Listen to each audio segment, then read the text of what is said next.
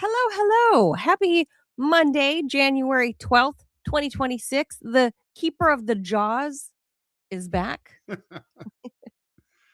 In case there was any confusion on Friday why Ted did the brrr, because that the jaws is a proprietary Manila thing. Correct.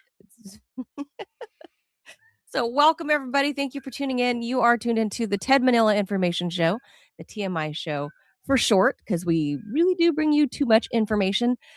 We do it live Monday through Friday at 10 a.m. Eastern time, right after deprogram. So we appreciate those who are coming along for the ride and sticking around. Please be sure to hit the like, the follow, and the subscribe button and the share button. If you can share our little show, it really helps us continue to grow on all these various platforms. There was some housekeeping I wanted to mention, but it's already slipped my mind. Pregnancy brain, Ted. What It's a real thing. Can we ask, like, how far along are you? I'm due at the end of April. Oh, wow. Okay. All right. And there's Clovis in the background. I'm watching Clovis. Yeah, so she's going to be a Taurus. Or will she or not? I don't know. Is that right? I don't know the sign. Yes. I don't know. Yes, she will be a Taurus. April. I thought April was Aries? Well, late April 21st-ish to May 19th-ish is Taurus. I hate these mid-month. Like, I don't get it. I don't get it. So if it's late April is definitely Taurus. It'll be Taurus. Like my son. Is he a late April? And my mom, both Tauri. Oh, really? Okay, you'll have to tell me more about Taurus people, because they're stubborn as shit. Taurus is a bull, so that would make sense. Mm-hmm. Yeah, well, they're wicked. They're wicked stubborn. They basically they're pig-headed. You can't convince them of anything. That's just how it is. And you would say that's applicable to your son and your mother? 100%. Yeah. Mm-hmm. Really? Mm-hmm. I don't know if I know many Tauri. Oh, you once you know one, you're like, you don't forget. It's a traumatic experience, really. Oh, well, that'll be fun having a daughter that's like that. Yeah. Right. So if there's a premature birth, like if you can sort of get it like before April 20th, might be worth it. Might be a good idea. Just saying. Well, I'll ask. That would be an unusual reason for us to schedule a C-section. Right, to say I'd rather her not be born a Taurus. Yeah, or if you can hold her. They're like, why? Because I'd rather her pregnancy. Not be. I wonder what the longest human pregnancy on record. Longest is. Gestation. Yeah, I know like elephants are like 18 months or whales or stuff. God. But like for humans. I don't know. I've known somebody that you officially enter the 10-month mark after 40 weeks anyway, when you're like 41 weeks. So there are a number of women that do hit the official 10-month mark. Really? But longer than boy, are they the lucky ones. But longer than 42 weeks? I don't know. There's got to be some fucking strange ass like 48 week. I'm looking that I don't know. I don't know. I just know that pregnancy brain is real. Not Israel, but is real. and really? I forget the simplest, littlest things. So I have to write it down like these days. I mean, I write things down anyway, but oh my God. But the longest documented human pregnancy on record, Manila, are you sitting down? I know you are. It's 375 days. Over a year. No. Yep. No. Beulah Hunter. In February 1945, the Los Angeles mom, 25 years old, gave birth to Penny Diana Hunter at Methodist Hospital in LA. The pregnancy was dated from her last menstrual period, confirmed by a positive lab test on March 24th, 1944. Okay. Reported in Time magazine, widely cited in modern articles as the longest verified case resulting in a live birth. The baby was nearly 100 days overdue, but weighed a normal 6 pounds, 15 ounces. What? That's it? I know. I mean, I I was born like on time. I weighed almost 9 pounds. That's same as me, same as my son. And I fully expect this kid to be in the 8 plus range because she's already measuring in the 90th percentile. So, so yay. Good times. My ex-wife was like at your point, and she was like, I think we could just like take the kid out now. I was like, what? She's like, I'm tired of being pregnant. I'm Yeah. ready for him to be out. And like she was serious. She was like, let's Oh, schedule I it. get Let's it. like C-section. And I'm like, Oh, I get it. it's like a recipe. It's not done yet. It Yeah, says when it's done, yeah, it's it's kinda true, cook yeah. for 9 months at 98.6 degrees, right? It's like Yeah. they didn't, yeah, it's like it's not done. Like, well, what's the worst that could happen? I mean, there's a lot of it could be a Republican, you don't know what could happen. Well, this is gonna be a scheduled C-section because my son was born via C-section because the lady parts were like, "Uh-uh, whoop, nope, nope, too big, big baby." He was almost 9 pounds, about approximately 22 inches, Mm, like, big baby. mhm. Um, and so the lady parts just went, "Oh, nope, Plus, nope." You Asian ladies don't have like the, you know, big The pelvis. pelvis. Yeah, yeah. It's the Mhm. pe it was so for me, it was the pelvis issue. He You was don't have he like was really big. Bulgarian body type. So they said since It's like, since the first one was I already just a went to take a C-section. pee, and then suddenly I gave birth. I've heard those stories. I know. It ain't me. It ain't Right, me. right. After, like, 20 hours of labor, they were finally like, "All right, fine, let's just give her the C-section." I'm like, "Yes, thank God, please." Just get this kid out of me. So I mean, no sleep. People just men have no idea. You guys, I mean, for the husbands that have been there at their wives' side when Mhm. this is all going down, you see it. It registers that there's pain happening and that the women are writhing, Yeah, but you and just don't usually know. cursing at you. You just don't know though. You guys just don't know. You just will never know. No. Oh, we don't want, So but you don't understand. We don't want to know. Like, this is not a shared bonding experience that we want no, to it is know not. about. No. No. I hate the stories. I read, Like if we occasionally I could read these share corny this with stories. you, we wouldn't. No, no, no. Ted, I've been exposed to these corny, like, post no, they're not what are they? Gen Z, the few Gen Zs, that have children. Mm, The husbands are saying things like, because there's the older Gen Zs, right? They're close to their late yeah. 20s. Yeah. Mhm.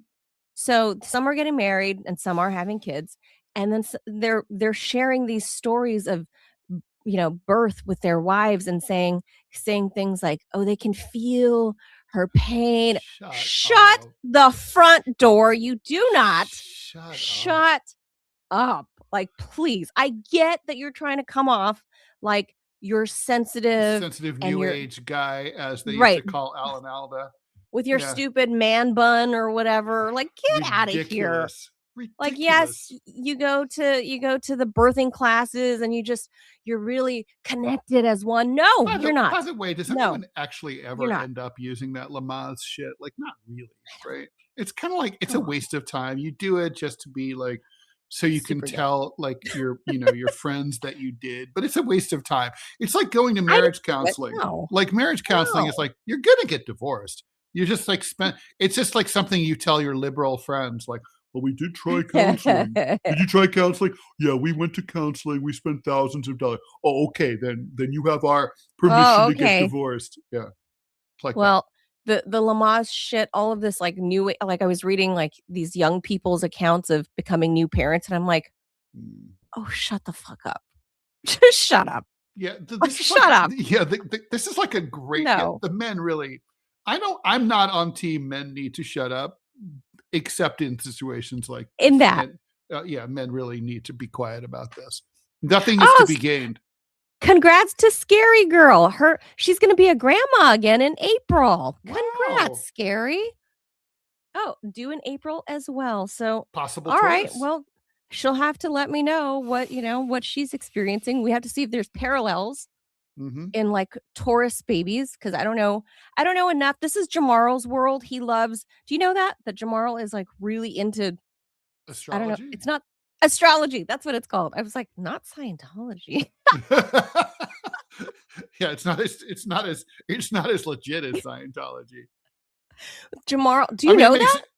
it. I did not know that because he's also such a JP, science freak. he's a science nerd. He has like some sort of science degree. I forget, computer anyway, but he's, oddly enough, he's like really, really, really, really into astrology and like what moon you're born under and the sun sign and the rising and that and the whatever When the the language is. moon is in the seventh house and Jupiter aligns And with Mars. he did like my star sign reading for me, and he gave it to me, and then I was like, "What is this?" No idea. What's But freaky is that like it does seem to work a lot, which is why it's really weird. I know, I know, I know. I don't like. Do you guys put stock into this? Anyone listening, do you guys have thoughts on this? Like, I mean, it's one of those does things like I astrology, do you find guys it believe like it? rings true a lot, but the fact is it can't possibly be true. It doesn't make any Right, that's the sense. thing. It's Like, like wait, 1 out of 12. So basically, everyone born in late April, early May is a stubborn fucker? Really? I More don't so than know. average? I mean, that But just look, doesn't make, and like it makes no sense. And it's like, I'm a okay, Sagittarius, and and it's kind of everything they say about a Sagittarius is true. I'm also, uh, according to the Chinese horoscope, a metal monkey. Everything they say about that is totally true. yeah. So, as much as I I want to find that stuff to be disbelieve, true about me too. Yeah, I I'm don't a want to believe. yeah, I'm a wood rabbit. Everything A turns out to wood be rabbit. true. And Really? yeah, and I'm a Robbie's a dragon, he says.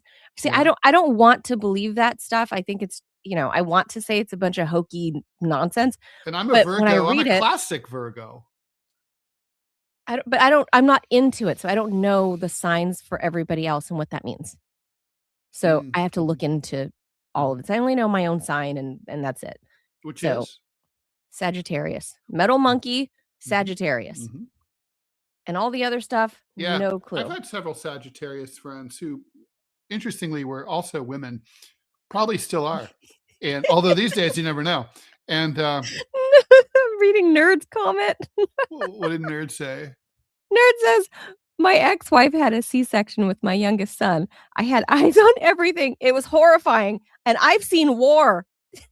Oh, I'm with that. True. I've seen war too, and I've seen that, and I fucking hate it. By the way, okay, so totally controversial here.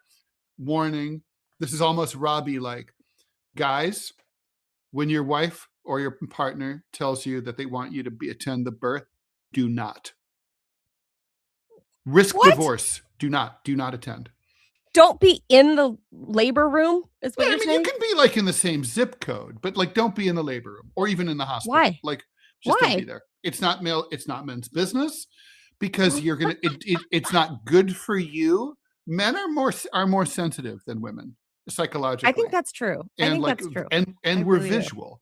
And like when you see That's true. the holiest of holies become like a fucking become like the elevator scene in The Shining, like you shouldn't be there. It's like it desexualizes your wife in your eyes. It is traumatic. But You not never forever. That really, can't no, be. only the rest of your life, not No, that's not forever. true. That is not true. Not Wait, you're forever. so are you lady splaining? Is that what you're doing? Yes, because Ah, if that was true, my husband was in the room and watched the doctor elbows deep in my guts, moving my guts over to grab the baby out. And I don't know what he did. He did anything to not fall over and pass out. But I remember him talking to me as it was happening and going, "Oh my God, he's got his elbows all the way in your stomach." And he well, And I look, strongly recommend. if he was turned off forever, I wouldn't be in this situation again at 45. I So, strongly recommend not doing it. There's no advantage. You serve no purpose. You don't add anything to the proceedings. You are not. bet you don't have a valuable skill. You're not, you're not doing anything. You don't need to be there. It's like you're not helping the doctor. You're not helping your wife. You're just an observer. Let's be honest. Literally, it's a stupid woke bullshit that basically says like you need to be there to support your wife. You can support her at the pub down the street, like, passing cigars out to your friends. That's how you support. Oh, like 1950s style, like wait look, in the daddy's waiting room, passing out cigars. In the 1950s, that's how we did it, and we drank highballs, and we smoked cigars, classy. And we ruled the fucking world. Now we drink fucking fizzy water. We watch coconut water, Ted. Coconut water. We drink fucking gay ass coconut water, and look at us. We've lost everything. We suck now. That's I'm not gonna totally disagree with you.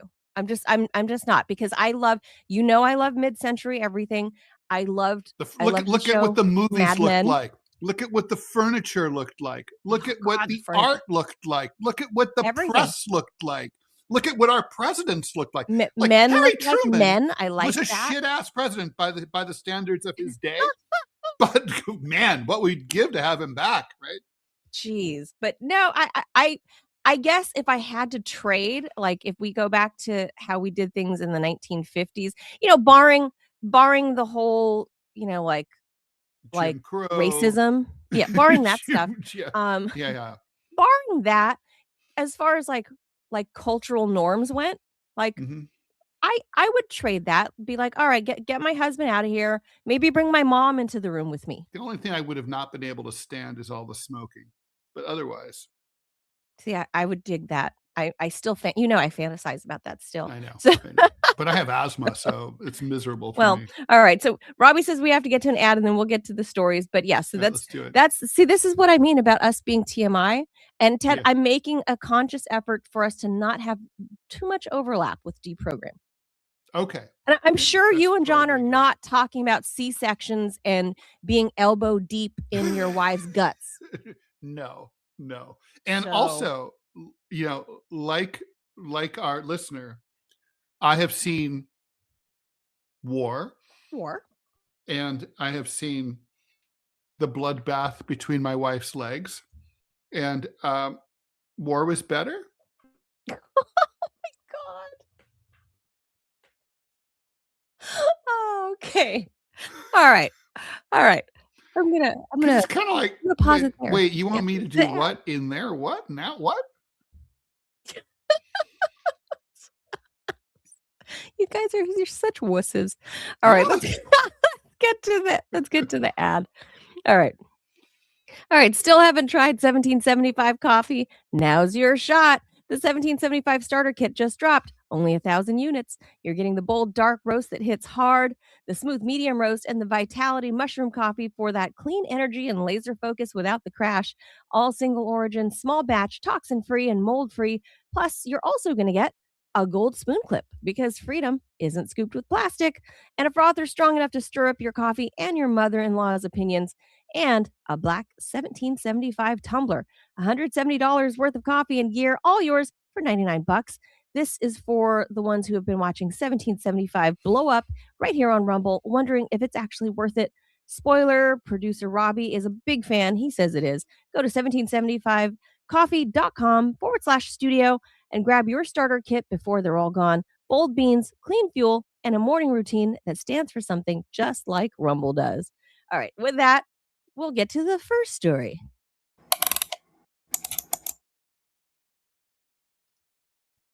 So this story's kind of been truncated and kind of based on the Minneapolis shooting of Renee Good, the murder, I should say. It's a murder. It's a murder. Well, or let's just say homicide. It's certainly, it's certainly like first-degree manslaughter, right? It's certainly homicide. Minimum. We can't characterize it, unless if this ever sees the light of a courthouse, I don't know. Seems unlikely. Yeah, but they don't seem terribly interested in finding out what happened here. She didn't just die on her own, so it's certainly a homicide. So All right, so here's where we're at. So it feels like the world just quietly slid into this dystopian beta test. If it feels that way, it's because it did, guys. So we'll start in Minneapolis, where ICE shot and killed. See, those are just the facts. An ICE person shot and killed Renee Good. And federal court testimony from the shooter reveals he had, quote, hundreds of confrontations with Jonathan Ross. drivers Yeah. during enforcement action. That matters because policing tactics are shifting toward deliberate confrontation, provoking reactions that justify force and mass surveillance. And you get a system, you add mass surveillance, then you get a system that is like designed to escalate. So this is where we're going with this. Is the system is now designed to make situations like a Renee Good. So this brings us to ICE's new toys. A company called Penlink, Pen Link, Penlink, is selling tools called Tangles and WeBlock, BLOC, WeBlock, that let agents vacuum up phone location data across entire neighborhoods, not just suspects, everyone in the neighborhood. These platforms can map where people live, work, worship, who they associate with. And there's no warrant, and it's a full on dragnet for just everybody in that area. Civil liberties groups warn it turns everyday movement into a permanent police file, and they're right. Meanwhile, Elon Musk's AI chatbot Grok was caught enabling digital undressing, allowing users to generate nude and even violent sexual images of real people, including material that appears to depict minors. Apple and Google have banned other apps for exactly this. Grok, though, still live. X claims it restricted access, but the content keeps flowing. In Silicon Valley, the rules apply selectively. Over in Iran, the government responded to massive protests by flipping the digital kill switch. For more than 24 hours, millions of people were cut off from the internet. No messaging, no social media, no banking, no ATM access. That wasn't a technical glitch, it was a weapon. And while citizens are being digitally blinded, cyber warfare keeps raging on. Chinese state backed hackers, known as Salt Typhoon, breached email accounts belonging to U.S. congressional staffers, including national security and intelligence committees. Another reminder that political power now lives on servers. So, this is the pattern: more surveillance, less privacy, more tech, less control. The future didn't arrive with a bang. It arrived with apps, trackers, and a kill switch. So, Ted, going to what you were saying um, before, uh, I'm going to say, yeah, take me back to the 1950s then. Like, all of this, I mean, it's a summary of a bunch of different articles that I threw into GPT. Um, Ironically. and yes, and it's true though. Like this is they can change, like at a moment's notice, change your algorithms and what you see. What I mean, they can control everything. If that is, if I were a person that lived on the computer, which I'm not, um, a lot of the stuff I do that I like, I'm like you, Ted. I'm a writer. I don't need to be connected to the internet. I need Microsoft Word, really. So, Mhm. so I'm okay. Like I'd be okay with a typewriter, right? Like I'm okay. I'm okay with just my phone. I'm writing this week's column on my I phone can't on write it on my. Pages. I can't like Actually, there's this. something to be said for that because you can like lay Mm, down on the sofa and work on it, and you. really, I can't. I can't. It's I better on a like big screen, I of like course, sitting. but yeah. But yeah, for me, but reading all of these different articles, and I saw the thread that I saw was specifically like with the ice technology that they're using. Because many years ago, I did a story about what is it called? The Stingray is Mm-hmm. what local law enforcement was buying from weapons contractors, right? Mm-hmm. and it did effectively the same thing. But now ICE is Yeah, it's a deploying it. fake cell phone tower.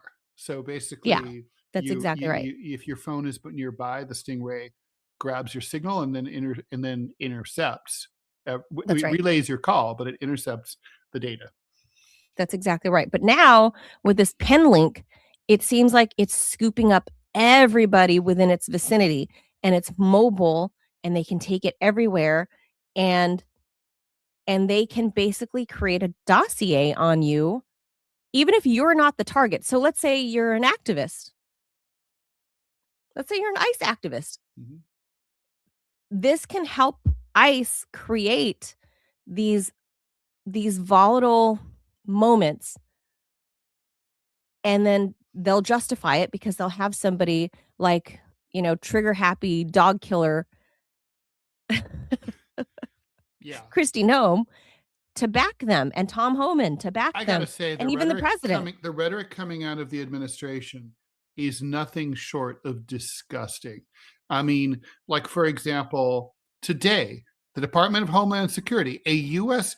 taxpayer-funded government cabinet level agency, is putting out videos with some random lady talking about, like, this individual was threatening ICE. Individual. Can we use the word woman or person or U.S. citizen? Or Is this where the right doesn't want to use like gender pronouns? yeah, this individual, right? How about Yes. mother, mom? We could say mom of three. Like, I mean, here's the thing too. I love the right wing meme that they say, all she had to do was comply. If a cop tells you to get out of the car, get out of the car. And I stole this, so I'm just going to cite it because I didn't make it up. But someone on X said, like, yeah, when they tell you to get out of the car, get out of the car. When they tell you to get into the box car, get into the box car. When they tell you to get into the oven, get into the oven. I mean, in other words, like, people don't, the thing is, let's just stipulate that she was blocking traffic and not complying. So what? That doesn't give that guy the right to shoot her. No. And the thing is, A, he put himself in harm's way by standing in front of her car. Did. B, he didn't get hit. He wasn't knocked over. He wasn't hospitalized. He didn't get a toe run over. Nothing. There's no allegation that he sought medical treatment at all, although he denied medical treatment to her when there was a physician nearby who wanted to approach, and they said they wouldn't let him help her. Probably wouldn't have done any good at that point, being shot in the face. But still, I mean, the point is that, they're incredibly unprofessional. That's the part that I think I would love the right to address this.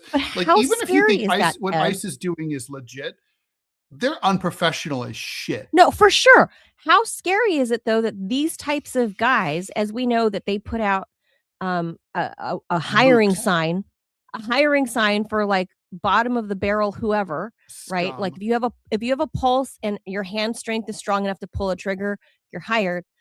But you're giving guys that's how the Trump administration is creating jobs. Well, the problem is when you're giving people like that this kind of technology, right?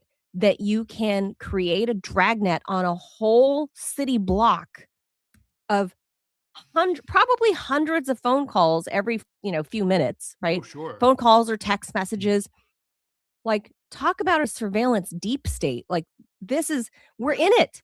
We're in it. And now all of them can shoot us.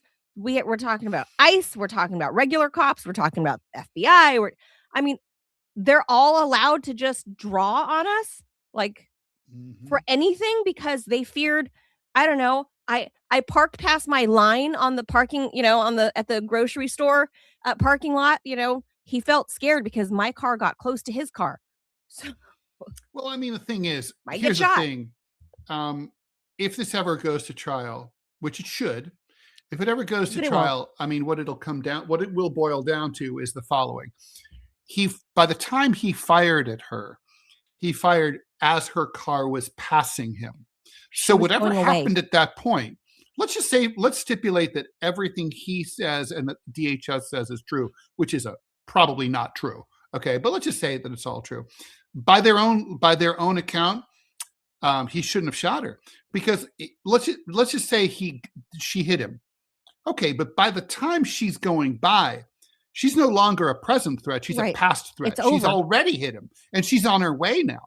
He fired the shot through the driver's side window, and the bullet traveled out through the passenger side window. So he shot a side of the car. So the threat ended the second that the car went by him, and he fired anyway. Now you could say, like, there's a delayed response. It took a second for him to, like, do that. That would be what the case would come down to for a jury full of integrity. They would have to weigh that. Like, did he make the decision? His defense expert would have to testify that that the time lapse between his perceived threat and him firing the gun was not too long. That's what the case would come down to. And but Robbie's commenting to us, says, listen, y'all are saying ICE agents are cavemen. Then isn't it incumbent on the protesters to be smarter than a caveman? She failed that test. Well, yes and no. So but the point is, you're the authority. If you're the ICE agent, you're supposed to be the professional. This is your line of duty. You're supposed to be trained not to put yourself in high risk, volatile situations like that. You're supposed to step back, withdraw. She didn't draw a gun on him. She was in her car trying to get away, which is exactly, I'm from the car chase capital of the world, Los Angeles. Everybody knows that, right? Everyone flees. Everyone flees. It's like Logan's Run. Everyone runs. Everyone gets away. Well, not to mention, but not forever. They get caught. John, Robbie, if you want to talk about full spectrum retard, this dude a year ago busted a guy's car door, stuck his hand in to try to open it, and then ended up getting dragged, and his shoulder stitches, dislocated. Right? Okay, so talk about retard. A year later, he does the same fucking thing, and then he's like, "I'm scared, dude." If I And also, it's against procedure to do that, right? So the point is, like, what did he think was going to happen? Play stupid games, get stupid prizes. Now, here's the thing. Also, Pavlovian test. Now, Ted. let's just stipulate that she's an Officer idiot. Good failed the Pavlov. Well, she's obviously an idiot. But let's just say she walks down the street nude, counting $100 bills, and someone attacks her. Mm-hmm. Okay, was she an idiot? Yeah. But do I still charge the guy who attacked her? Also, yeah, because he doesn't have a right to do that. So it's she's guilty of being stupid, but he should still have his time in court. Here's the problem that people on the left, at least moderately on the left, have, is that people seem to think that government is this cuddly teddy bear and that it exists to give people nice things and that it cannot hurt you. Hold on, because I'm not talking about the two of you specifically. I'm talking about people just joined to the left, your socialist types, your milquetoast, open borders, open the world. They're all the same. Like Renee Good with all the stickers on the back of her car. Correct. Yeah. Listen, at the end of the day, here's I'm left and right. I'm going to give you all a very uncomfortable truth that everyone needs to understand. Government is force. That's what government is. If you defy government, then the government is going to send violent men to do violence upon you. That's to enforce government. Yes. This isn't the first time this happened. The World War I bonus army got butchered in the national lawn by the U.S. cavalry, led by then I think it was Captain George Patton. They massacred U.S. World War I veterans. I thought that was MacArthur. So I could be mistaken. They were both there. Mm-hmm. But here's the point that I'm trying to make. Immigration law is the law of the land. You can like it, you can disagree with it. I happen to like it. I think it needs to be enforced. You can disagree with that. When you go out, and if you're going to obstruct law enforcement, you have to understand two things are going to happen. One, government is going to the agents of the state are going to recognize what that is. Alleged law enforcement. No ID, no marked cars, no facial covering. Yeah. Matina in the chat says they're rolling he has no authority. He can only arrest immigrants, not citizens. I'm not even sure he can arrest immigrants. I mean, I mean, honestly, who hold the on, fuck is he? He has Well, no 'cause- ID. I fact checked this. Check the chat. They 100% do have the They have authority arrest to Yeah, do but this. only how To do anybody? I? But yeah, an ICE But officer now- has arresting authority. If you, Of course. But how do I know you're an ICE officer But if you have to don't show me identify- ID? Maybe the Kevlar vest and where it says Which I can buy on eBay. So I mean, no. Listen, I hear what it is that y'all are saying. I'm against. By the way, I don't think police officers, like on the highway, should ever have undercover cars. Like, I agree. Ever. I completely agree with you. And this is just like It's what actually I said scary as shit. I used to tell my ex-wife, like, if she see, like, she's driving on a country road and she Oh, sees like a God. flasher, drive to like a gas station, even if the Right. fucker's pissed off. If it's an unmarked car, you don't see a fucking uniform. You don't see a That's right. fucking, like, because There are scams like that. Women Yes. get raped like that all the time. I There are agree. scams. There are scam like not well, we'll call them No, scams. listen, Undercover Rapists cop and killers. cars. I mean, if they want to drive around and Yeah. observe, that's on them, but they should not be interacting with the public. I agree, and this is not a defense of what ICE does. The point that I'm trying to make is that ICE. if Possible you think ICE. the point that I'm trying to make is well, it's two things. One, the ultimate failure is on the leadership in these cities and these states for not using the power that they have to nullify federal immigration law. Instead, they're hiding behind the mob, hoping stuff like this happens to whip up, a public shitstorm such as we have right now. The mayor, Mayor Tim Walz, But none of that justifies The what governor. Jonathan Ross did. I'm not saying it did. That's the main issue here. But also, though, if you're stupid enough to step on the gas while there's a cop right there next to you, you probably are going to win a stupid prize, which she did. No, she There's tried a right to way and pull a wrong away. thing. There's a right. One of the that ICE ball guys put you- yelled at her to leave. So she may have heard. Yeah. Unfortunately, Well, she's look, not around. We're never going to know. She's not The- around the to story- speak up. But she may have been listening to, But her, to that person the point that I'm trying to make is that while they were failed- screaming "fucking bitch" at her. Yes. Well, shoe fits. But the point that I'm trying to make is that if the two of you are right, and if these are all just jacked up retards who have forged functioning brain cells and they're high on testosterone, Yep. then you, as a smart liberal who's an intellectual, you're a good person. You didn't see me there. Then you I should don't do then be able to anything like that. outthink this Neanderthal. She failed that test. That's the point that I'm making. Okay, well, Robbie, I mean, I agree with you. I think it's a tertiary point, but I agree with you. Look, It's not as a tertiary. leftist, I don't think it's a good idea. The primary point is that Jonathan Ross should not have shot her. I agree. Right. That's bottom line. And Bottom line. And also, it should not have been the protesters out there trying to obstruct. It should have been. I don't think it's a smart tactic. It also, here's the thing. All it does is piss people off. And Robbie, you're going to agree with me here. If you're there, if your goal here is to reduce the number of deportations and detentions by ICE, this doesn't work. It doesn't stop them from catching anyone. No. It's not protecting them. It's like in Lower Manhattan at the immigration court at 26 Federal Plaza, where there's observers who like watch them. And it's like, what's the purpose of it? Oh, to provide support for the immigrants. Woo. Like, I'm sure like when I'm being deported back to Guatemala, it was really warm and fuzzy to have the support of Mayor Mamdani or whatever. It's like when BLM in the Summer of Love 2020 would go and block freeways and bridges, right? What does that do for your cause? Yeah, does that help your cause?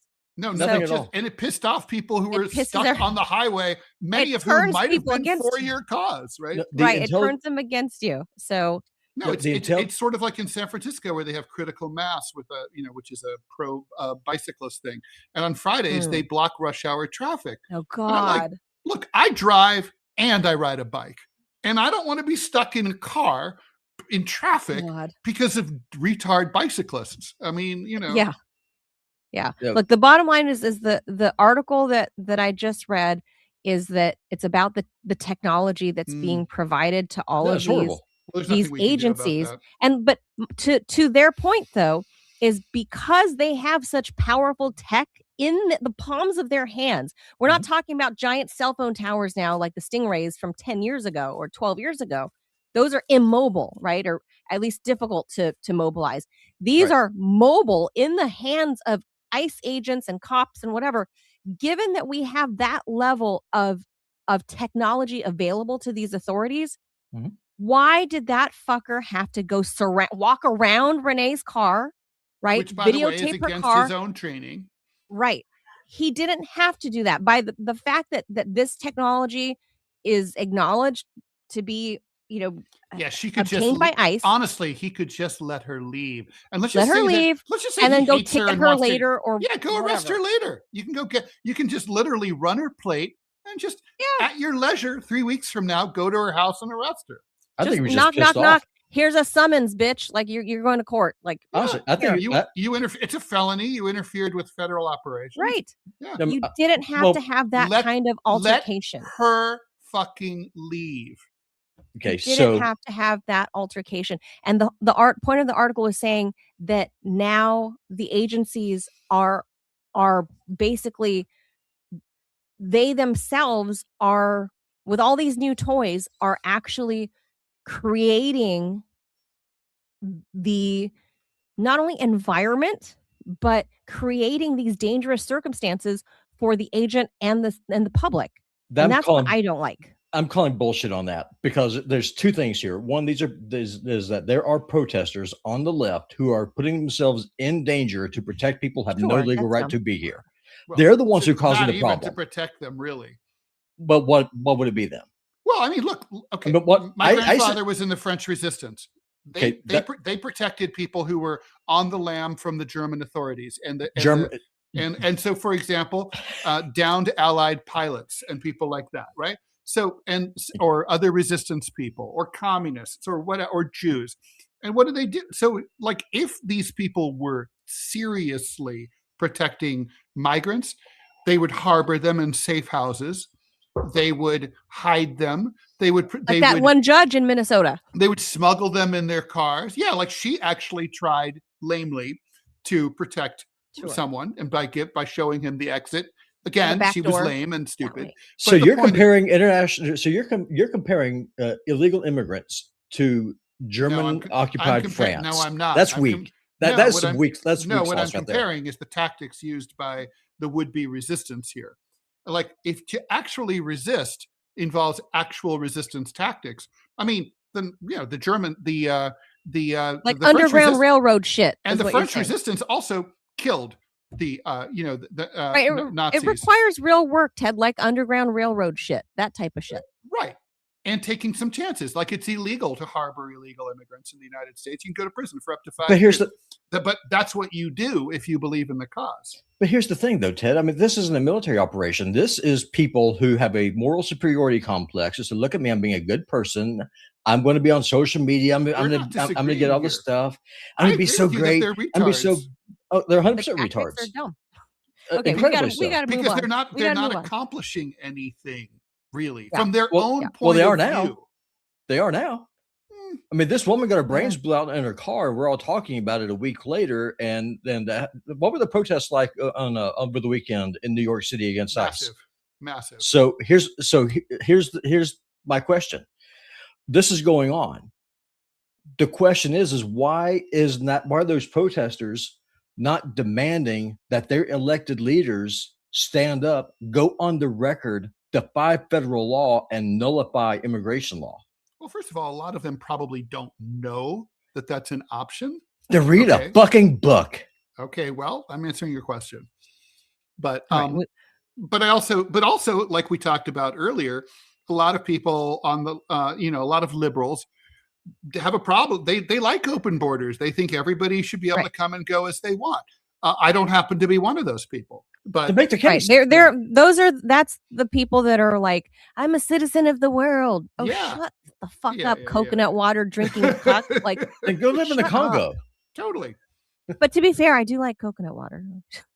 I used to like coconut water. And then hold on, y'all saying is that a real thing? Yeah. Yes. Mm-hmm. Hold on, especially to like Southeast Asians, like Lao and Thai people. Like, it's real coconut water is really, like you just drill a hole in a coconut. Yeah, but I grew up drinking coconut juice. I know. I'm from Florida. I know what coconut juice is, but what the hell's just put in water? Just dilute it? It's No, literally they called call coconut water. it's Like you called can go coconut to water, not if you juice. go to like Whole Foods or Trader Joe's or someplace like that. Actually, your local grocery store probably has it. Even in Montana, yes. Even in Montana. No, it's a thing. It's called coconut water, not they don't call it juice. Yeah, they call it coconut go water. and ask them for it. But I grew up drinking that, like literally like a whole like with a big machete or whatever, chop, trim it down, and they pop a spike in there and then you stick a straw in it. That's how JFK survived for, days after the PT 109. Yeah. Back home, we would coconut water is nutritious. Back home, we would use this fresh sugar cane. We'd cut it and we'd stick it in a water jug and shake it and then just drink it. That's so good.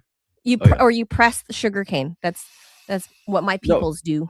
Yeah, well, we just squashed it in there and just stuck it in a 2-liter bottle of Coke. Too sweet for me. Or I used to gnaw on it when I was a kid. Chew on it? They trim it off and they get to the center, not the center, but I guess like there's a part where it's softer once you take off the hard covering, and you just kind of gnaw on it. Yep. And you get all the sugar water out of it. But did y'all have honeysuckles in California? I don't know what that is. I know the honeysuckle bush. Yeah, honeysuckle. Is that what you're talking about? It's like a little vine. It has these little flowers, and you pull them off, and you pull the stem out, and you just suck on it. You suck out the nectar. I didn't know you could do that. I don't think so. I used to have honeysuckle bushes in my backyard. I don't know if they're the same. Really? Well, they're vines. They're just kind of almost like wisteria vines. Honeysuckles are a bush here. Wait, I don't know what that looks like. Okay, wait, hold on. And then we're gonna change. Yeah, I gotta see. We got 10 minutes left to do 3 stories. Honeysuckle. Oh no, I've never seen. Maybe I've seen them. Bushes have like a sort of a white flower. Well, because you can the suck honeysuckle the juice out of that. Yeah, what you do is that you pull the bud out of it, and then the nectar all comes out, and you suck it off of the stem. Really? No, yeah. No, that is not a thing in SoCal. All right, well, learn something new. Go have some coconut water. All right, Jaws. If you think inflation is bad, wait till you try to buy your next car. 1 out of every 5 new car buyers is now paying $1,000 or more a month for their car. That used to be a luxury car payment. Now it's a normal car. And the escape hatch is gone. For decades, financial advice was simple: buy used. But used cars are no longer cheap. Nearly 6.3% of used car buyers are now paying over $1,000 a month, often on cars that are already a few years old. The average used car buyer is financing $30,000 over nearly 6 years at interest rates over 10%. The average new car payment is $772 a month. Used cars average $570, and that's before insurance, gas, repairs, taxes. Transportation is now competing with your rent for many families' biggest bill. Dealers will say, what can you afford a month? Because it hides the real damage. Long loans and brutal interest. 7-year car loans are now common. Some buyers are pushing even longer. That means you'll be paying for your car long after it's worn out or underwater. Not like in Chappaquiddick, but and nearly 28% of trade-ins now come with negative equity. People owe more than the car is worth. The average upside-down loan is nearly $7,000, and a quarter of borrowers owe more than $10,000 on cars that they no longer own. A $2,000 repair is painful, but it's nothing compared to signing a high-interest loan for $30,000 for a used car that keeps you broke for the next 7 years. So cars have become a financial sinkhole. I mean, this is a huge change from just a few years ago, right? Mm-hmm. I mean, the last time I bought a car was in 2018. I bought a 2015 like factory pre-owned Honda, and I had a 3-year car loan, and it was at 0.7% interest. Wow. My month, I paid. I think I want to say I paid like $18,000 for the car. I think I put down 10, and I borrowed 8. It's basically free money back then. Well, yeah, for sure. And you basically, It'd be crazy not to leverage the bank's money at that point. I think I paid like $300 and change a month for 3 years. and that was Yeah, it. on a simple interest loan that you can pay off. You didn't roll in negative equity. Look, I've been on the other side of this, and I gotta admit, Ted, the car salesman in me there's still a little part of her in there that's like going, "Oh, wow. That's like those are some payments." Like people like I could be, smell blood in the water. There's a Get a part of piece me of that's that. still yeah, there's a part of me, I gotta admit, that's still kind of like, "Oh boy." Like, "Oh boy, oh boy, oh boy." Yeah, car Because prices have skyrocketed. look, I'm looking here at the It average all happened Honda during the Civic. pandemic. Honda Civic, I mean, ubiquitous, right? Honda Civic is everywhere, all Yeah, over it's the the country, all over generic the world. car. Mhm. Honda Civic, um, ranges from approximately about $25,000 up to the mid 30,000s, depending on the trim level. Um, but the average, according to AI saying, um, people are paying roughly just shy of 30 grand for Mhm. a little Honda Civic. Just a little Stupid. Honda Civic that used to be like, a car you buy for teenagers. I bought an '04 Civic. It's the only car I ever bought new. Like, and sure, they last you forever. I mean, great, wonderful. But we're talking a 320,000 Honda miles before Civic. it died in the Queens Midtown Tunnel. But like cars, like holy moly, Ted. Back in my day when I was selling cars and later doing the financing, um, but granted, I was selling like a big ass GMC Yukon Denali, right? Like you're yeah, for a By the car way, like that. did they rename that car the McKinley after? After I don't know, I was already out of the business, Uh-huh. but back then, if you had stellar credit and, let's say you were putting 20% down on that Yukon Denali, because that's the top of the line, right? Like, it's Mhm. got the, like, super, like, butter leather seats, captain's chairs in the second row, you've got TVs that flip down.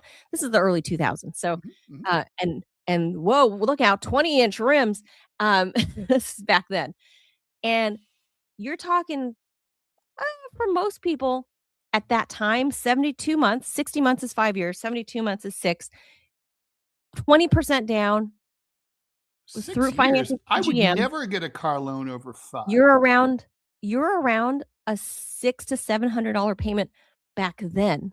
I That's can't ridiculous. imagine what a Yukon Denali would cost now with Right. 20% down with the financing rates that they're at now, because in the early 2000s, remember, it was after 9/11, it was keep America rolling, like, Mhm. the bank rates were really, like, hovering near 0. Well, I'll answer that question. I can't even imagine. The monthly payment for the Yukon Denali currently ranges between 1,100 and 2,300 a month.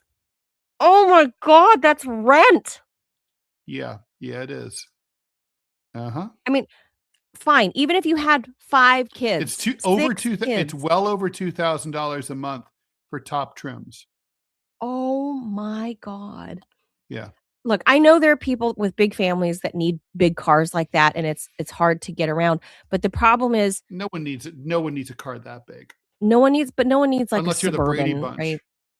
I mean, there are some, very You could few, still buy a but people bu minivan, right? I but the mean, problem is, Ted, Americans love the flash, and Americans love the bling yeah. of having a Well, beautiful, fancy Escalade, a Cadillac yeah. And Escalade. if People you want to love that. drive around in the same car as the president of the United States, you're going to pay.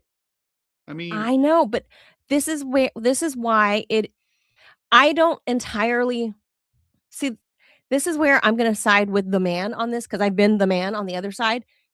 You don't have to buy a Denali. no, Go buy a minivan, no. I which mean, look, which, by the way, isn't cheap either I used to drive at this point. a shitty 1999 I'm Chevy playing up to your Alero. desires. Chevy Alero. Alero. I remember Alero. those. And it had like for 2 years, and including the year that my mom gave me her old one, and it had like a rust mark on the side where the thing on the door had fallen off, and then like Oh. the rust set in. The 99 and the 2000 both had that problem. The only time I ever saw anyone who drove the same car as me was usually in a really bad neighborhood, and usually I was by much whiter than them. Um, And I remember I drove around East Hampton in that car. I remember my friends would pull up next to me in their like Yukon. They'd be like, "Woo-wee, sweet ride, Rall." And I'd be like, "That's right, bitch." And guess how much my monthly payment is? 0. Right. Fuck you. That's that's the thing. This is the problem is like I'm not gonna blame my friends who are still car salesmen, managers at this point. Some are owners. Yeah, I don't blame them. They're just working it. I don't blame them. If It's not their if you fault. say you're exploiting people's wants and desires, that ain't my fault that you're lusting for this, hunk of metal. That's not my fault. That's it. You just pay. And you prioritize spending $2,000 a month on a car note Then you're that an idiot. rivals your rent. Yeah, you're a moron. Then you're the idiot. Like, don't blame, don't like lament, oh, how much everything costs. I'm not playing that. The fact is, it costs what it costs. I am not playing that game. I don't play that game either. Well, obviously, because I've been on the other side of the game, so I know how it works. But the point is, I'm a saver. I've been on the other side. I want me one of those Chinese cars, the electric and that's 10 grand. That's where I'm going with this, Ted. From all that I'm seeing, like you and I were talking about CES last week, like the Consumer Electronics Show in Vegas. It seems the thing that was missing from the show this year were automotive. There was no big automotive splashy like unveilings at CES this year, which is abnormal because the experts are saying because automotive tech specifically is moving to the Chinese side. That American car tech is falling behind Chinese design. And that's why CES was like blah for automotive this year. So I believe it. So you just brought it up yourself. I would love for us to have the availability of these little, 10 or 12 grand little small cars. Look, it's from China. They're blocking these cars, right, with tariffs and stuff. But I got to say, it's artificial. I mean, could you imagine if that Chinese $10,000 car, that's by all account beautiful, were sold here for, let's say, including 18 grand? I mean, it would take the world by storm. I mean, I'm sure people couldn't get enough of those from those Chinese cars. Alec X49 over in the Rumble chat says BYD. That's the brand. That's it. That's the brand, BYD. They're taking Something over your dream, the automotive industry. Yeah. And they're beautiful. Buy your dream, I think is what it's called. Yeah. Is that what it means? I think so. It's an acronym. But I know that they make really, really pretty cars. Pretty by our standards, Ted, not these weird Cybertruck looking. Build your dream. Build your dreams. That's what it is. Oh. Yeah, and they make like pretty and smooth line cars, like how you and I. The thing is, they do jack it up, like because like the base price is kind of like, oh, you want wheel and tire also, but still. Yeah, but if you're still under 30 grand, you're not. You pay, but you pay $200. If you're still sub 30 grand, you're still getting something better than a Honda Civic. For sure. Model Honda Civic. Nothing wrong with a Honda Civic. Although part of the problem with the vehicle arms race is you're scared to buy one because everyone else is driving a fucking Denali, and if one of those fuckers hits you, you're dead. Yeah, that's a whole different problem in the Americas, we'll say, because it's not a problem in Europe and anywhere else I've been to. It's specifically an American problem. We drive big trucks. We love big trucks. Here in the Northeast, and we love drunk driving. You don't have this problem as much in DC, but here in New York, we have a lot of highways that were designed in the 1920s, 30s, and 40s, and they're narrow. And so you have these giant fucking monsters like well into your lane, and you're honking like, get the fuck out of my lane. And the lanes are actually thinner there? Yeah. Oh. Because the car, they weren't designed for these massive fucking wide ass cars.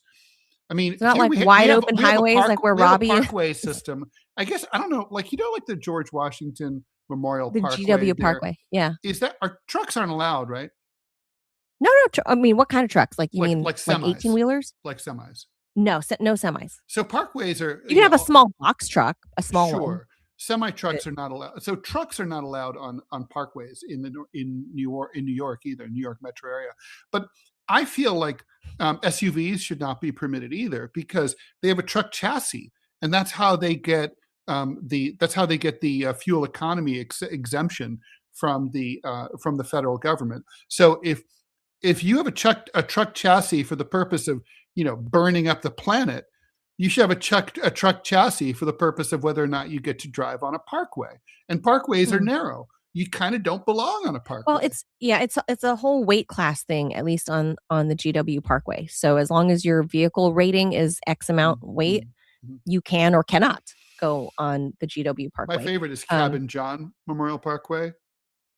I don't know. Yeah, that's near you. That's in DC. It's like Maryland to DC. It's always called Cabin John? It's like Cabin John Parkway. And I'm always like, it's the gayest sounding thing in the world. Like, I probably only know it by its number. It's what kind of man has sex with other men? 247. Cabin John. All right, Robbie says we have to get to another ad. All right. Go ahead and throw that up, Robbie, and then we'll speed through the couple of other ones that we have. Couple of other quick stories.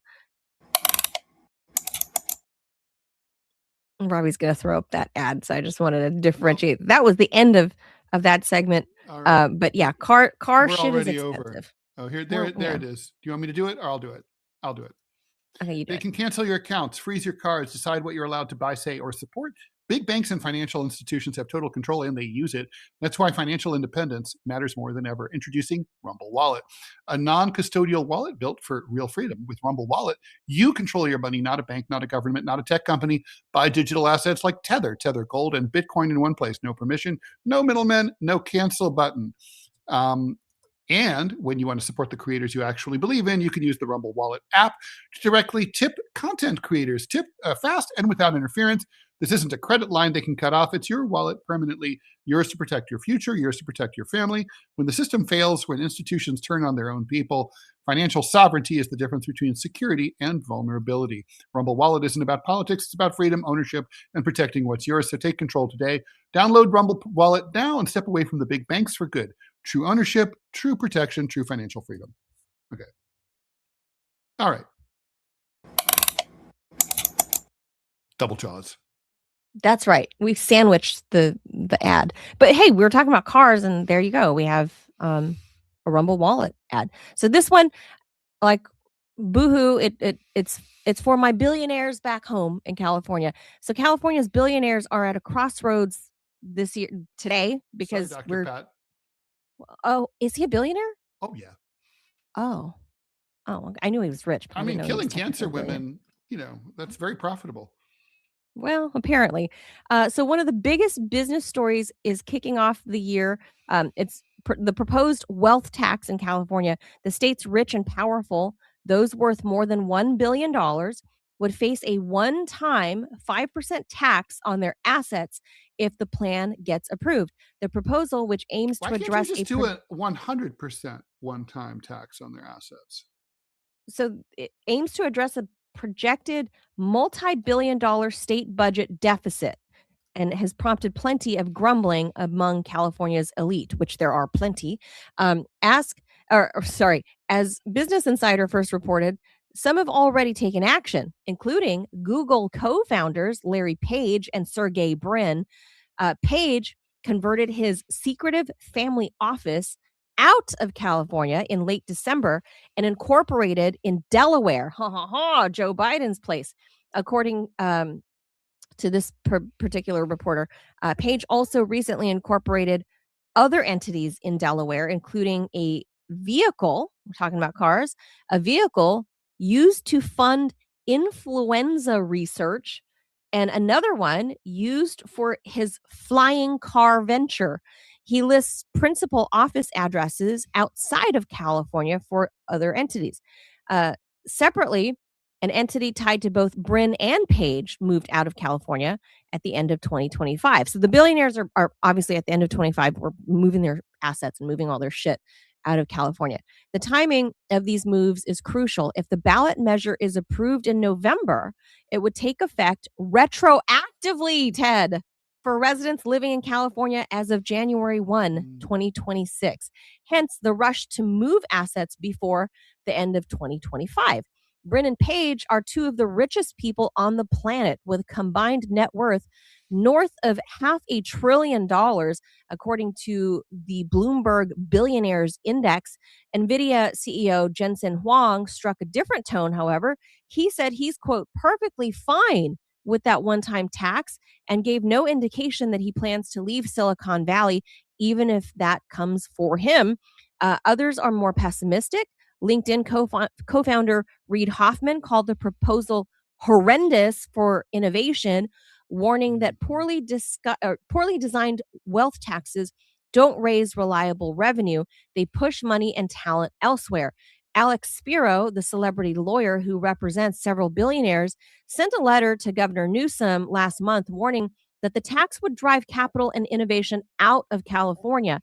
Earlier this month, White House AI czar and big time investor, David Sachs, predicted Austin, Texas would overtake San Francisco as the new American tech hub.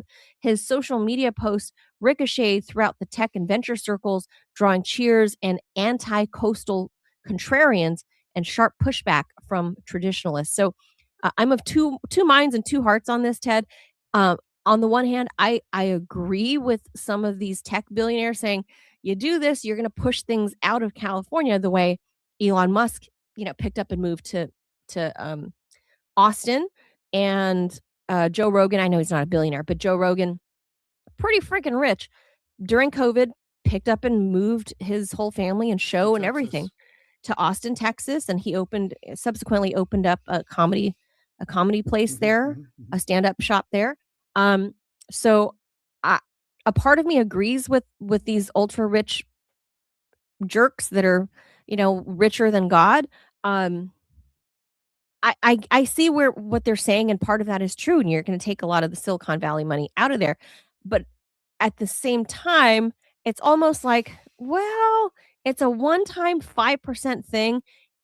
Have you done the math? Is it going to really make a difference to give up 5% one time for this year, rather than calculating your cost to move companies, move all your employees, move, just all the shit involved? Is 5%, can you let go of 5%? 5% of your assets, right? Yes. Can you let go of that? Like, I mean, you've found ways to dodge taxes for the 20 years leading up to you becoming the billionaire that you are. What the fuck, man? Just give up the 5% and don't uproot the lives of all the workers that have, so I'm of two minds. I get both sides of this, but a part of me is like, fuck, you're rich enough. I'm kind of the Jensen Huang mindset here, where it's like, he says, I'm not going to uproot my workers' lives out of Silicon Valley. We're staying put. That's fair. Well, because it's the United States and California is only one of 50 states, effectively, this is a volunteer tax, right? As you point out, anybody can just leave if they don't like it, and they could have left, and some people did. So the people who are sticking around, like Huang, are like, well, I've decided I'm going to pay. This reminds me, I think of the effectiveness first. It's not very effective because it's kind of voluntary. It reminds me of when there were this hodgepodge of gun control laws in this country, where let's say in the city of Chicago, you weren't allowed. There were no gun stores. You couldn't buy a gun, and you weren't allowed to possess a handgun. But you could drive to Joliet or Evanston and buy a gun at a gun store, and then drive it back home to Chicago, right? So it wasn't effective. For gun control to be effective, never mind whether it's a good idea or not, for it to be effective in the United States, you would have to have it be a national law. It's like if one state has legal guns, that effectively you can go and buy a gun and bring it back home from that state. Similarly, if you have any state in the country that doesn't have this billionaire tax, you can live somewhere else and, just move away from California. So yeah, it's not really a good idea. Now, that said, I do like anything that taxes billionaires. They are, after all, why do you rob banks? Because that's where the money is. Why do you tax billionaires? Because that's who has the money. So I'm all for it. Then on the other hand, I'm thinking, okay, you tax the shit out of billionaires, and what are you doing? You're just giving that money to like the Defense Department so that they can go blow up brown people on boats in the middle of the Caribbean. So I mean, I'm all over the place on all this. Look, I'm a communist. I think everybody should have the same income no matter what they do. And so this is just like nibbling around the edges. This is not really notable for the amount of money it's going to bring in. It's notable for a reflection of populist sentiment. People are pissed off at the rich. Right. That's worth noting. Yeah. And lastly, Ted, it's because like the California for the first time we're out of drought. Yay! For the first time in 25 years, we are no longer in drought. However, we have been operating in the red for decades. And part of that is because we're overpopulated, everything's overpriced. And yes, to Robbie's point, a gazillion immigrants or migrants flock there and drain a lot of the system. And I've had firsthand experience not only witnessing that, but trying to do things for people who are citizens that need help and are unable to do so. But so anyway, California is fucked because of mismanagement, not just because the billionaires are, there. Although it's like 5%, dude. Shut up. Okay, quick story. I'll let Ted finish us up with this fun story. This is for you. Since you guys did the makeup thing on Friday without me. This one's right back at you guys. An Indian woman has filed a police complaint against her husband of 2 years, claiming that she was deceived about his looks. Lavika Gupta, a resident of Gaur City Avenue 1 in central Noida, recently filed a police complaint against her hubby and 4 of her in-laws, alleging that she was lied to when she agreed to marry him in 2024. Among her accusations, the woman claims that she was promised a dude with lush, healthy hair, not unlike Ted Rall, but instead married a bald man wearing a wig. According to the first information report filed at Lisrak police station, Lavika Gupta and Sanyam Jain were married on January 16th, 2024. The wife says that she was deceived, with Jain and his family concealing details about his physical appearance, education, and financial status. After the marriage, I also found out that my husband had only passed class 12, while his biodata showed that he had a BCom, a Bachelor of Commerce degree. He also lied that his income was 18 lakh, which is 20,000 US dollars. In this way, I was seriously defrauded. Gupta added that when she agreed to marry Sanyam, she was promised a man with thick hair, not unlike Ted Rall, but she later learned that her spouse was bald and wearing a patch to conceal his lack of, hair. No word on whether he was wearing a merkin. The woman has also alleged that her husband assaulted her during a trip abroad and pressured her to bring marijuana from Thailand to India. An officer from Bisrak's police station told journalists. So I think obviously it's important to note here that in India, arranged weddings are still very much a thing. Yes. So that's when I read this, I thought of Friday and I couldn't be here to support my makeup covered sister in China over there. Yeah. In this case, it's for you guys. Like, you guys are just as vain. You guys rocking a patch cover, like the Pope does or something, wearing a little, wearing a kippah up there. So that's like the president. I think that's really his hair. It's really thin, but I think that's all his hair. It's really, really thin. It's like usually thinned out. Yeah. Like seriously, like a 1 mile an hour breeze and the whole thing will blow away. But because I had to think like, oh, well, in India she feels defrauded. So what is the remedy, Ted? Divorce. I mean, well, or I guess because he's bald and she didn't know that he was bald. Well, I mean, okay, so here's the thing. Personally, I think that, she's shallow and all that. But the fact is, marriage is a contract. She negotiated. She was told that things were going to be a certain way, and then they weren't.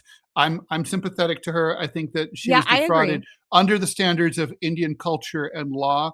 She was defrauded. Now, this reminds me, I'm trying to remember, Robbie probably 20,000 knows US this, salary. but there was 20,000, that's a big deal. there was some English king who famously, like, back was told, like, oh, there's this princess from mainland Europe.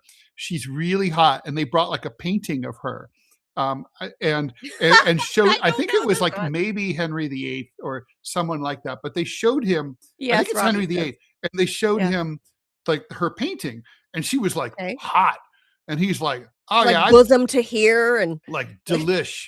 So he like, He's so like, yeah, he's, give me so some he's of like, that. yeah, approved. Bring her over. I'll tap that ass. So Okay. so then she shows up. It turns out that the artist was overly generous to her appearance. She was actually quite homely, and perhaps her skin complexion wasn't as nice as what was indicated. So but lucky the for first her, filter, Ted. lucky The for her, first he didn't have her killed, because that was his way. I thought as that's you where know. you were going. But Wait, did he marry her?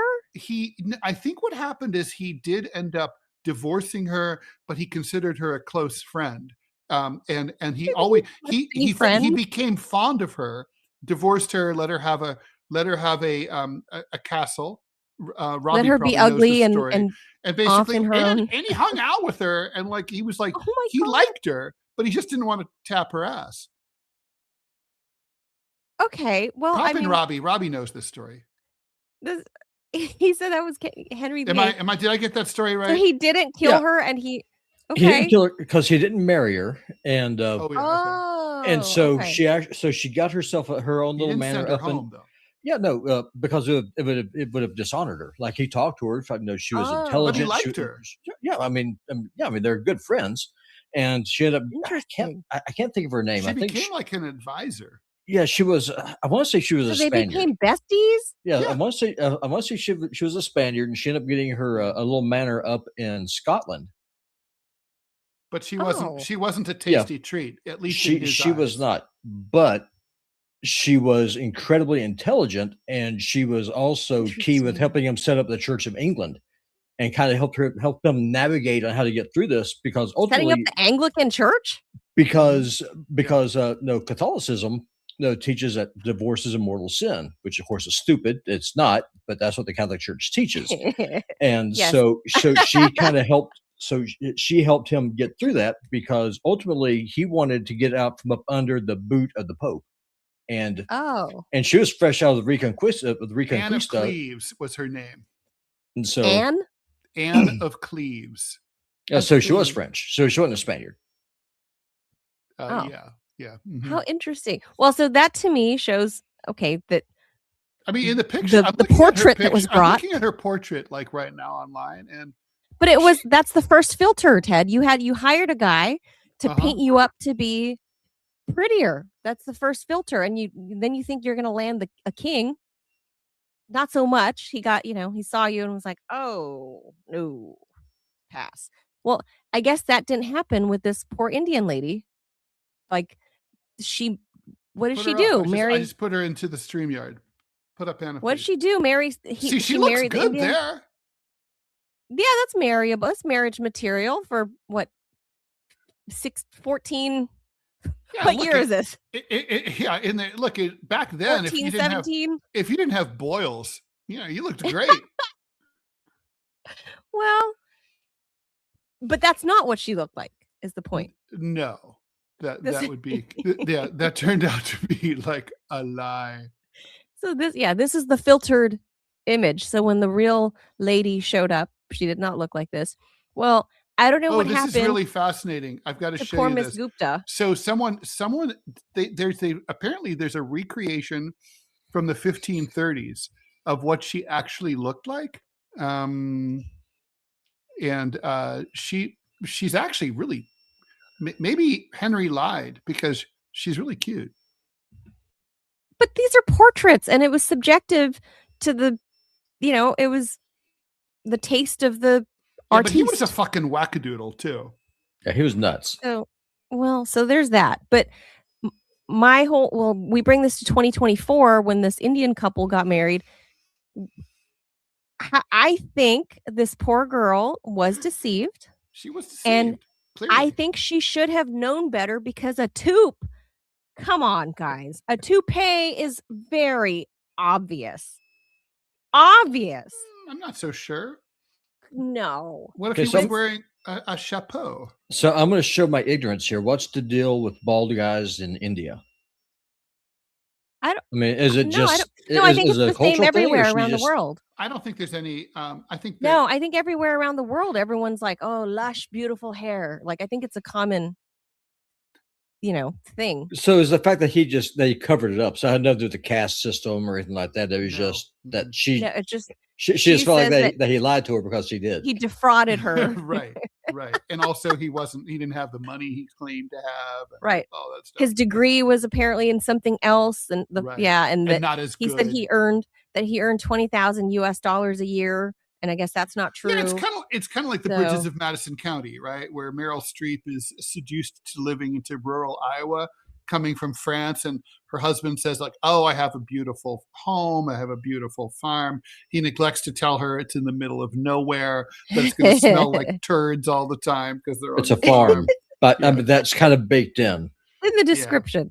Yeah, but apparently he misrepresented. That's the funny story that we end with, is that since you guys got the Chinese makeup girl on Friday, I get toupee husband today.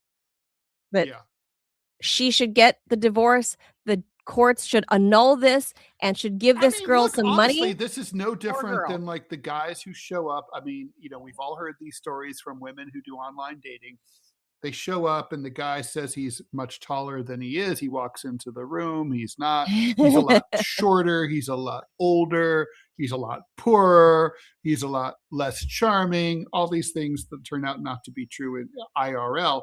Doesn't really matter if you just end up losing an evening at a dinner date. But when you get married, it's serious.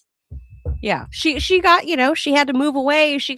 Her parents married her off, is the thing. And so for this poor girl, she's probably traumatized. And by the way, this is kind of a standard problem, right? I mean, this is not like unheard of in places where they probably consummated the marriage. Probably, yeah. Mm-hmm. So she's pissed. And for her, I would be pissed if I were her. So I hope the courts award poor Miss Gupta the divorce and some alimony. I don't know how much money the dude has, but he owes her a year's salary. Apparently he doesn't have that much money. That's part of the problem. So good luck, Miss Gupta. That's all I have to say. Poor girl. Give her the divorce. Anyway, so that's it. That's it for today. Happy Monday, everybody. We'll be back tomorrow, 10 a.m. Eastern time. Adios, amigos. Ciao. Bye, all. Thank you.